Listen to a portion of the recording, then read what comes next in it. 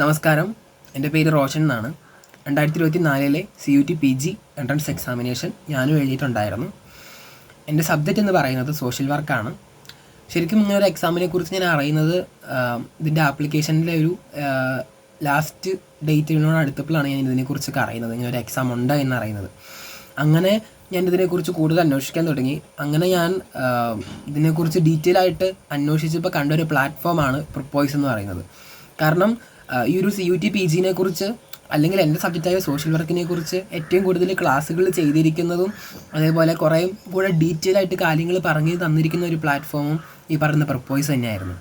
അപ്പോൾ പിന്നെ എനിക്ക് സിലബസ് കാര്യങ്ങളൊക്കെ എക്സാമിലേക്ക് നോക്കിക്കഴിഞ്ഞപ്പോൾ മനസ്സിലായി ഇത് കുറച്ച് വൈഡ് ടോപ്പിക്കാണ്, അതേപോലെ ഫോക്കസ്ഡ് ആയിട്ട് പഠിച്ചെങ്കിൽ മാത്രമേ ഈ എക്സാം ക്രാക്ക് ചെയ്യാൻ പറ്റുള്ളൂ എന്ന്. അങ്ങനെയാണ് ഞാൻ പ്രൊപ്പോയ്സിനെ സമീപിക്കുന്നത്. ശരിക്കും അതൊരു നല്ലൊരു റൈറ്റ് ഡിസിഷനായിരുന്നു എനിക്ക് പിന്നെ മനസ്സിലായി.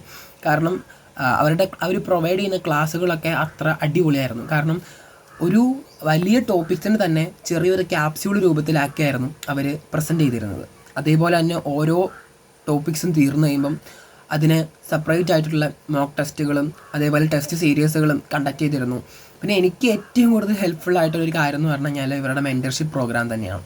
കാരണം വേറെ ഒന്നുകൊണ്ടല്ല, ഓരോ ജോയിൻ ചെയ്യുന്ന ഓരോ ആൾക്കാർക്കും ഈ പറഞ്ഞ സെപ്പറേറ്റ് ഒരു മെൻറ്റർ ഉണ്ടാവും.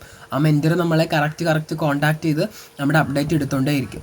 അപ്പോൾ നമ്മളെ എവിടെയെങ്കിലും വെച്ച് എന്തെങ്കിലും മെൻ്റലി കുറച്ച് എന്നെ കൊണ്ട് പറ്റത്തില്ല, ക്രാക്ക് ചെയ്യാൻ പറ്റത്തില്ല, പാടാണ്, അങ്ങനെ ഒരു അവസരങ്ങളിലൊക്കെ ശരിക്കും ഭയങ്കര സപ്പോർട്ടാണ്.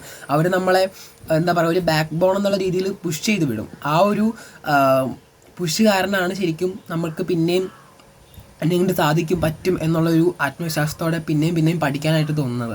ശരിക്കും എന്നെ ഏറ്റവും കൂടുതൽ ഹെൽപ്പ് ചെയ്തത് ആ ഒരു കാര്യമാണ്. അതോടൊപ്പം തന്നെ മോക്ക് ടെസ്റ്റുകൾ, ഒത്തിരിയധികം ഓരോ ടോപ്പിക്കിനെ കുറിച്ചും ബേസ് ചെയ്ത് ഒത്തിരിയധികം മോക്ക് ടെസ്റ്റുകൾ കാര്യങ്ങളുണ്ടായിരുന്നു. അപ്പോൾ ശരിക്കും എന്നെ ഭയങ്കരമായിട്ട് ഹെൽപ്പ് ചെയ്തു, എനിക്ക് ഇമ്പ്രൂവ് ചെയ്യാനായിട്ട് ഒത്തിരി എന്നെ ഹെൽപ്പ് ചെയ്തു. വേറെ ഒന്നുകൊണ്ട് തന്നെയല്ല, ആദ്യമൊന്നും എനിക്ക് എഴുതിയപ്പോൾ ഒട്ടും മാർക്കുണ്ടായിരുന്നില്ല, വളരെ മാർക്ക് കുറവായിരുന്നു. അപ്പോൾ ഞാൻ വിചാരിച്ചു എന്നെ അങ്ങോട്ട് പറ്റത്തില്ല. പിന്നെ കുറച്ചുകൂടെ ഫോക്കസ്ഡ് ആയിട്ട് പഠിച്ചു തുടങ്ങി.